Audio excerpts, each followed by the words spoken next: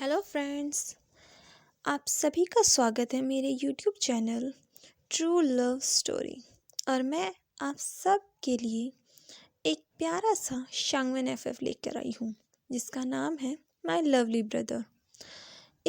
मैं अभी आपको इस कहानी का एक छोटा सा इंट्रो देती हूँ कि इस कहानी में आखिरकार है क्या।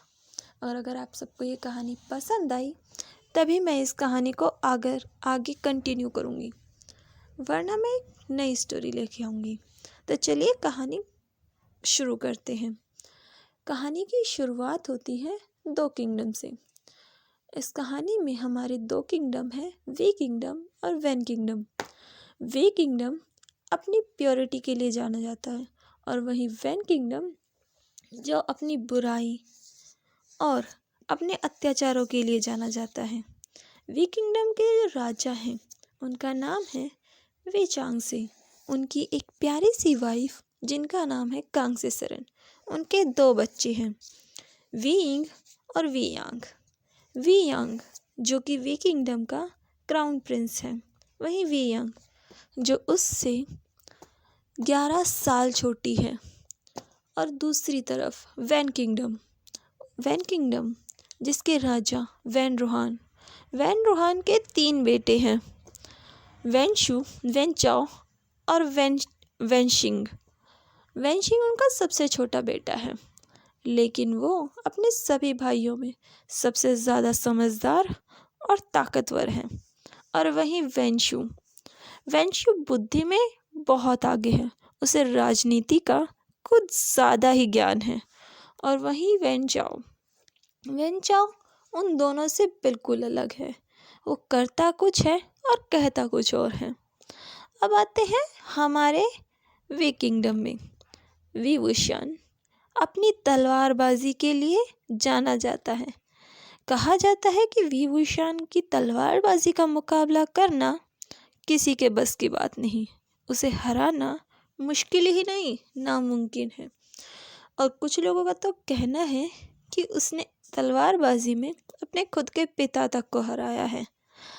और वी वुशान की अगर लुक की बात की जाए तो वो काफ़ी हैंडसम है। और दूसरी तरफ बात करें वी यांग की, सब जानते हैं कि वी यांग एक प्यारी सी छोटी सी बच्ची है जिसकी उम्र सिर्फ 5 साल है। हाँ, वो 5 साल की है, लेकिन वो काफ़ी शरारती है। वो ऐसी शरारतें करती हैं जो बच्चे सोच भी नहीं पाते। वी वुशान उससे कुछ ज़्यादा ही प्यार करता है और वी यांग भी अपने भाई से बहुत ज़्यादा प्यार करती है। उसकी हर शरारत पर वी यिंग पर्दा डालने का काम करता है ताकि उसे किसी से डांट ना पड़े। और वही वी यांग जो अपनी हरकतों से कभी बाज नहीं आती।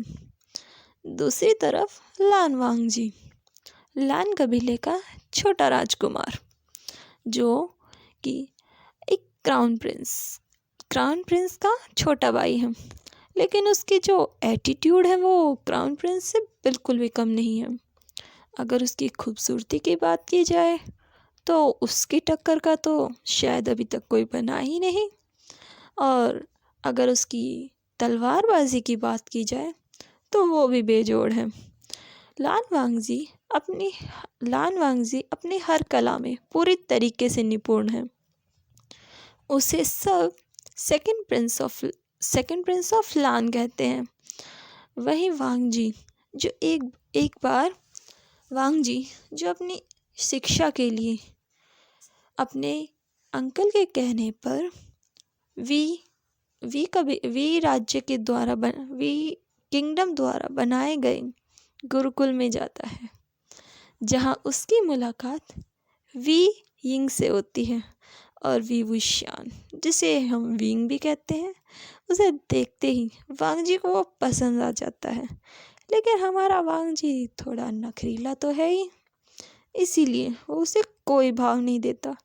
लेकिन उसे उसकी छोटी बहन तो कुछ ज़्यादा ही पसंद आ जाती है और वो अपना सारा समय उसी के साथ बिताता है। वही वी यांग जो कि अपने भाई को देखती है और उसे पता चल जाता है कि उसका भाई इस लड़के को कुछ ज़्यादा ही पसंद करता है, तो वो एक मैच मेकर का काम करती है उन दोनों को मिलाने का। लेकिन इन सब के चक्कर में वो दोनों बेचारे वियांग को भूल जाते हैं और इस बात का एक छोटा सा नुकसान विंग को झेलना पड़ता है। उसे अपनी प्यारी बहन, जिसे वो जान से ज़्यादा प्यार करता था, उससे दूर होना पड़ता है। 1 या 2 दिनों के लिए नहीं, बल्कि पूरे 5 सालों के लिए। और वियांग, जो अपने भाई की खुशी के लिए कुछ भी कर सकती थी, वो वहाँ से चली जाती है पूरे 5 सालों के लिए। आखिर उसे भी तो अपनी शिक्षा पूरी करनी थी। वियांग के जाने के बाद वियांग को अपनी गलतियों का एहसास होता है और जब तक वो वियांग को ढूंढता तब तक बहुत देर हो जाती है, क्योंकि वियांग जा चुकी थी।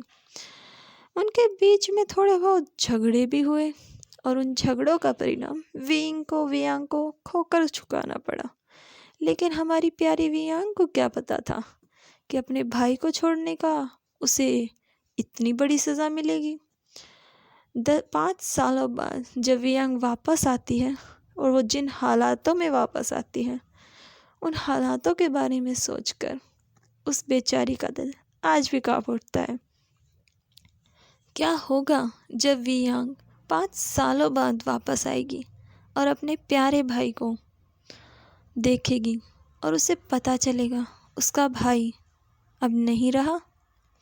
आखिर ऐसा क्या हुआ उन 5 सालों में कि विंग इस इस जगह पहुंच गया कि उसने अपनी जान दे दी। और वैन कबीला, आखिर उसका क्या हाथ है इन सब में? क्या किया है वैन ने कि विंग की जान चली गई? अगर आप लोग भी जानना चाहते हैं तो मेरे नेक्स्ट पार्ट का वेट कीजिए। Thank you. और हाँ, मेरे चैनल को सब्सक्राइब करना ना भूलें। Thank you.